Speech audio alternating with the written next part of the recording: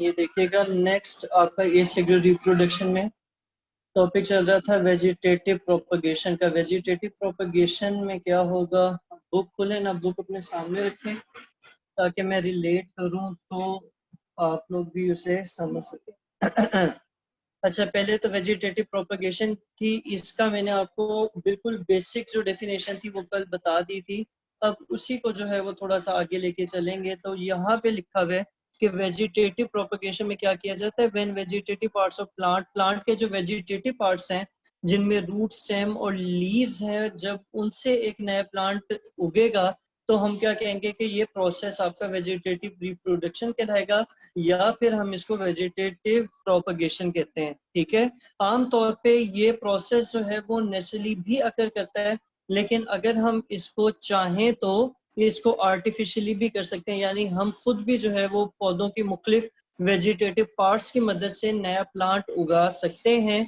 Vegetative propagation जो है वो नेचुरली किन तरीकों से होती है, यहाँ पर उसकी बात हो रही है। आगे जाके हम उनको भी देखेंगे, आर्टिफिशियल जो इसके प्रोपगेशन के प्रोसेसेस हैं उनको भी देखा जाएगा, लेकिन फिलहाल जो है वो हम देखते हैं कि नेचुरली किन तरीकों से जो है वो क्या होती है, वेजिटेटिव प्रोपगेशन होती है। तो उनमें सबसे पहले जो है वो बल्ब्स के थ्रू होगी।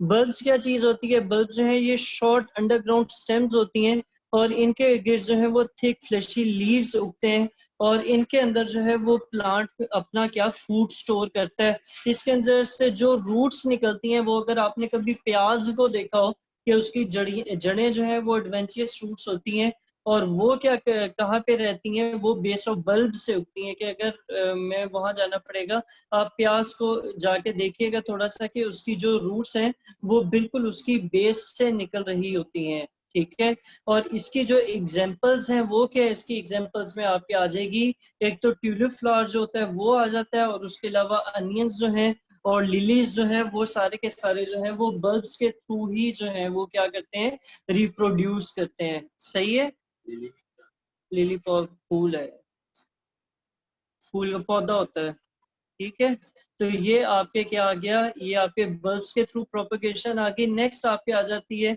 जी कॉर्म्स। ये कॉर्न नहीं है, कॉर्म्स हैं।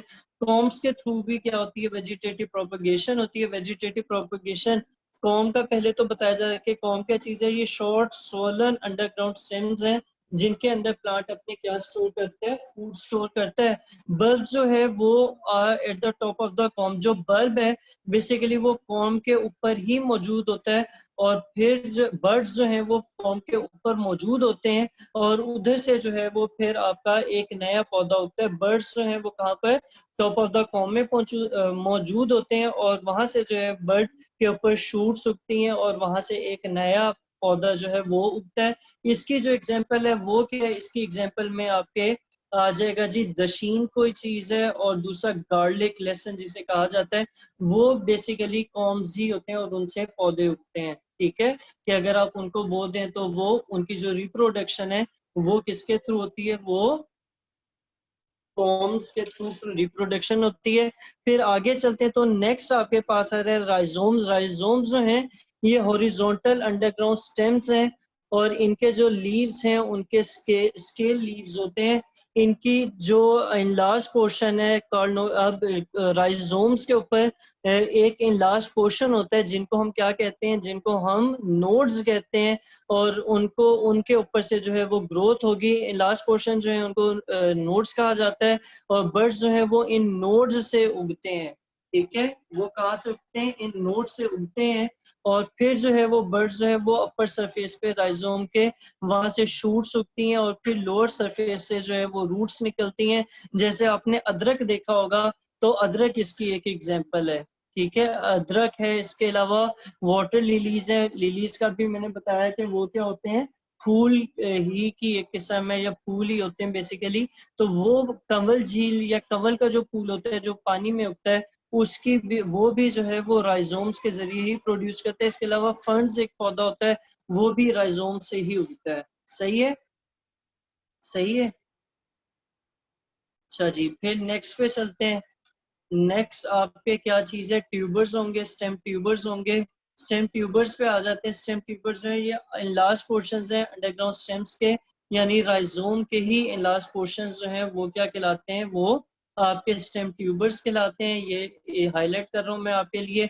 और यहाँ पर बेसिकली एग्रीगेशन होती है टाइनी बर्ड्स की, और आइज बनती हैं along the surface of the tuber, यानी जो उसके ऊपर सरफेस है, जो ऊपर उसके लेयर है, उसके ऊपर इसकी ग्रोथ होती है।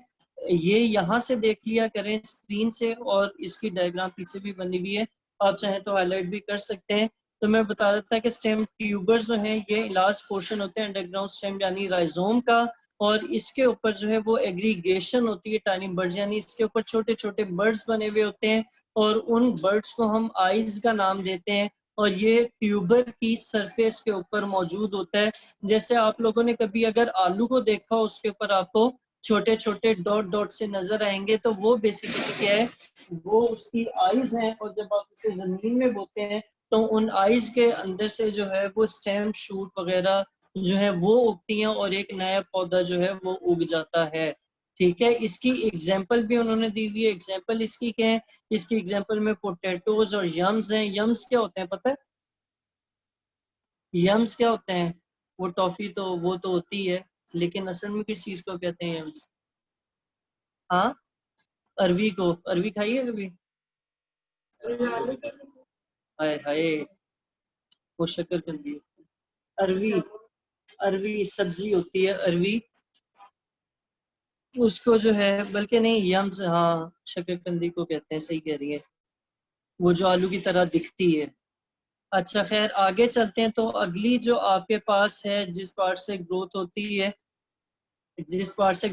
है वो सकर्स हैं। सकर्स जो है वो लिटिल स्टेम्स होती हैं, और ये ग्राउंड के साथ साथ ही मौजूद होती हैं। सकर ग्रो कैसे करते हैं? सकर जो ग्रो है वो अंडरग्राउंड उगता है, और कुछ एक दूसरे के थोड़े फासले से जो है ये आपको नजर आते रहेंगे। जहां पर एक इसका प्लांट होगा, वहीं पर इसका दूसरा प्लांट भी आपको नजर आएगा थोड़े से फासले के बाद। इसकी जो एग्जांपल्स हैं वो है पुदीना, मिंट है, और इसके अलावा एक और पौधे का नाम लिखा हुआ है, ये आप नेट पे सर्च करके देख सकते हैं कि ये कौन सा पौधा है।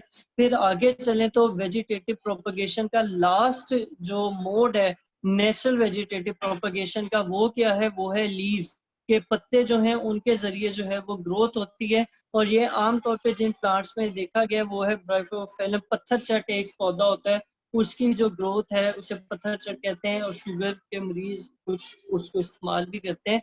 तो खैर इसकी जो ग्रोथ है वो इसके पत्तों से होती है। और इस प्लांट के जो लीव्स हैं वो फ्लैशी होते हैं। फ्लैशी का मतलब है कि थोड़े मोटे होते हैं। आम तो कागजी से होते हैं ना, लेकिन जो आपके शक्कर और सॉरी लीव्स हैं पत्थर चट के, वो थोड़े मोटे होते हैं, फ्लैशी लीव्स होते हैं, और उनके ऊपर एडवेंचरस बर्ड्स बने होते हैं उसके कोनों के ऊपर। जब लीव जमीन के ऊपर गिरता है तो ये बर्ड ग्रो करके एक नया प्लांट दे देता है। ठीक है, और इसकी एग्जांपल ये लिखी हुई है ब्रायोफेलियम या पत्थरचट ग्रीन कलर से, जो मैंने हाईलाइट की है। इन तीनों में देखें कि ब्लू से जो है वो इनकी बेसिक डेफिनेशन है, येलो से जो इनका प्रोसेस है वो है, और ग्रीन से जो है वो मैंने इसकी एग्जांपल्स को हाईलाइट किया हुआ है। ठीक है, ठीक है।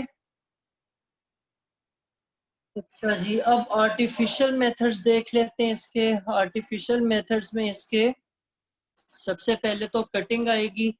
कटिंग में क्या किया जाता है ये मैं आप लोगों को कल बता रहा था, और आमतौर पे जो आर्टिफिशियल, बल्कि आर्टिफिशियल वेजिटेटिव प्रोपगेशन कल कर लेंगे।